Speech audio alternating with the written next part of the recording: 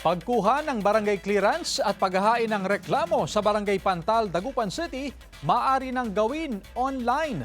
Sundan sa report. Kada araw, aabot sa mahigit 100 ang transaksyon sa tanggapan ng Barangay Pantal Council sa Dagupan City. Karamihan dito, pagkuha ng barangay clearance at certificate of indigency.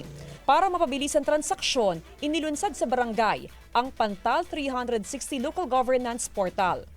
Ibig sabihin, lahat ng transaksyon sa barangay pwede na online. For easy access para sa barangay. Kung gusto nilang kumuha ng barangay clearance, magsabi lang sila doon. Hindi na kailangan pang magpabalik-balik sa barangay para sa barangay services.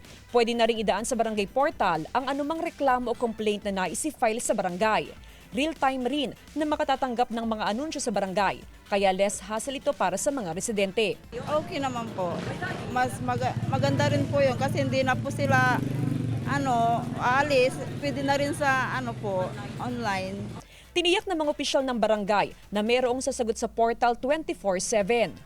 Yes, meron kaming nakatalaga na magre-response agad. Nakakasave sila ng oras, pamasahe, dahil pamahal na naman ang krudo natin. So, nakakasave po kayo. Panawagan ng mga opisyal ng barangay sa mga residente na magpa-register na online para magkaroon ng easy access sa barangay portal. Natatangi raw ang Barangay Pantal sa paggamit ng online portal sa Dagupan City. Kasama si Henry Dominsil, Jasmine Gabriel Galban, One North Central Luzon.